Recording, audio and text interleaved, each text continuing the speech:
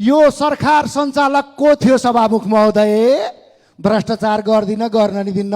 भारत त 47 यताकालाई अलिकति हाम्रो पार्टी सभापति जस्तै गरी होइन, अलिकति अनुसन्धान प्रक्रियामा ल्याउँ त टाउको लुकाउने ठाम छैन तपाईहरुको यो देशमा। टाउको लुकाउने ठाम।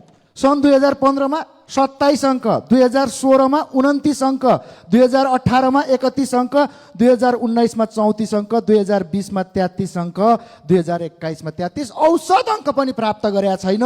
यी वर्षहरूमा यो सरकार सञ्चालक को थियो सभामुख महोदय? भ्रष्टाचार गर्दिन, गर्न नि दिन्न। भारत त भ्रष्टाचारका महाकाण्डका फाइलहरू बन्द गर्ने अभिप्रायले बनेको यो सरकार फाइल बन्द पनि गर्दैछ र यो उजुरीको चाङ र यो तथ्याङ्कको चाङमा बसेर विधिका शासन र भ्रष्टाचार उन्मूलन र सुशासनका कुरा गर्छ। सुहाउँदैन मैले भ्रष्टाचार गर्दिन, गर्न नि दिन्न भन्दा यतापट्टिका साथीहरूले ताली मजैसँग तल टेबल ठटाउने गर्नुभएको छ। मतदाताले नि पत्याउन छोडेका छन्, पत्याउँदैनन्। सङ्ख्या पुग्या दिन अकुत कमाएर सम्पत्तिका मादकतामा मस्त रमाएर बेहोस भएकाहरूलाई बिउजाउने छौँ।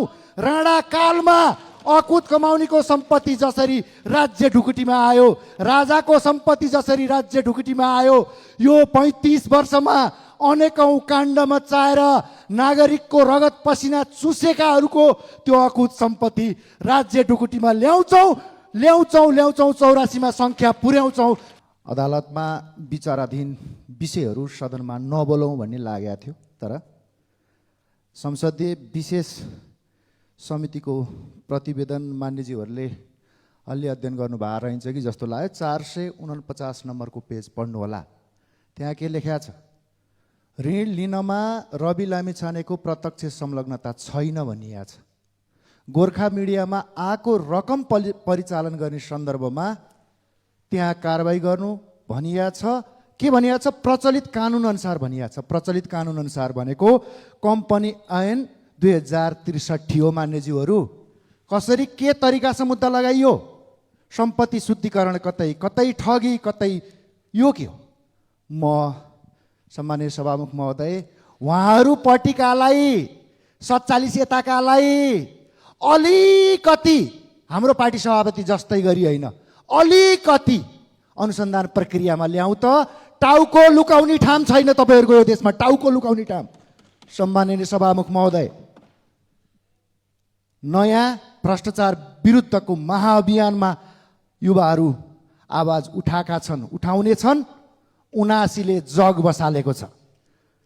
सम्माननीय सभामुख महोदय, सम्माननीय प्रधानमन्त्रीज्यू अचेलभरि सार्वजनिक कार्यक्रममा माइक समाउने बित्तिकै म भ्रष्टाचार गर्दिन, गर्न दिन्न भन्नुहुन्छ। मैले के यहाँ तथ्याङ्कहरू प्रस्तुत गर्न अनुमति चाहन्छु सम्माननीयज्यू। भ्रष्टाचार अवधारणा सूचाङ्क 2023 सार्वजनिक गरेको छ ट्रान्सपरेन्सी इन्टरनेसनलले। त्यसमा 180 देशको तथ्याङ्कहरू छ। डेनमार्क 90 अङ्क प्राप्त गरेर कम भ्रष्टाचार हुने देश बनेको छ।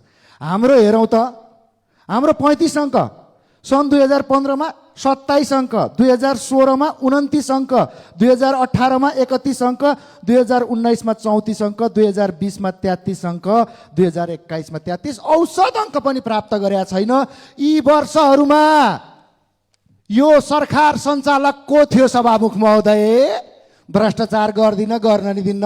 भारत त सम्माननीयज्यू अर्को तथ्याङ्क प्रस्तुत गर्न अनुमति चाहन्छु। 2072 मा अख्तियार दुरुपयोग अनुसन्धानमा उजुरीको चाङ 31,213, 73 मा 24,000, 74 मा 19,000, 75 मा 19,000, 76 मा 24,000, 77 मा 25,000, 78 मा 22,000, 79 मा 24,000 भन्दा माथि, 80 मा 38,000 भन्दा माथि, अहिले 81 मा 36,000 भन्दा माथि उजुरी परेको छ। यो बीचका भ्रष्टाचारका महाकाण्डका फाइलहरू बन्द गर्ने अभिप्रायले बनेको यो सरकार फाइल बन्द पनि गर्दैछ र यो उजुरीको चाङ र यो तथ्याङ्कको चाङमा बसेर विधिका शासन र भ्रष्टाचार उन्मूलन र सुशासनका कुरा गर्छ।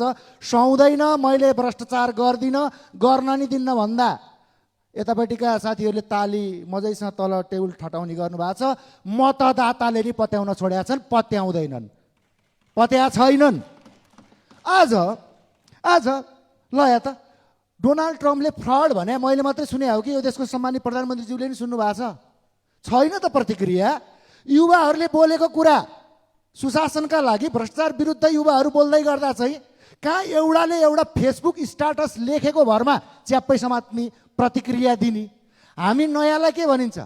हामी नयाँलाई कता एउटा सार्वजनिक कार्यक्रममा देखाएको थिएँ, जनमतको कसरी उपेक्षा गरिन्छ। 11.5 लाख पवित्र मत प्राप्त गरेको चौथो पार्टीलाई नाति नातिना भनिन्छ, वडा अध्यक्षका हैसियत नभएका भनिन्छ। सम्माननीय सभामुख महोदय, सम्माननीय प्रधानमन्त्रीज्यूको पार्टीका उपाध्यक्षलाई 7,500 को मतान्तरले पछाडि पारेर 34,000 भन्दा भारी मत लिएर आएको आडमै म छु, म आडमै छु। खबरदार, जनमतको यसरी उपेक्षा गर्न पाइँदैन। सम्माननीय सभामुख महोदय, जति पनि विधिका शासनका कुराहरू र हामीले उठाएको भ्रष्टाचार विरुद्धको यो अभियान कसै एकजनालाई छेकेर छेकिनेवाला छैन। सङ्ख्या पुगेन हजुर, यसपल्ट सङ्ख्या पुगेन। सङ्ख्या पुगेका दिन अकुत कमाएर सम्पत्तिका मादकतामा मस्त रमाएर बेहोस भएकाहरूलाई बिउजाउने छौँ। राणाकालमा अकुत कमाउनेको सम्पत्ति जसरी राज्य ढुकुटीमा आयो, राजाको सम्पत्ति जसरी राज्य ढुकुटीमा आयो, यो 35 वर्षमा अनेकौं काण्ड मचाएर नागरिकको रगत पसिना चुसेकाहरूको त्यो अकुत सम्पत्ति राज्य ढुकुटीमा ल्याउँछौँ 84 मा सङ्ख्या पुर्याउँछौँ। खबरदार। धन्यवाद।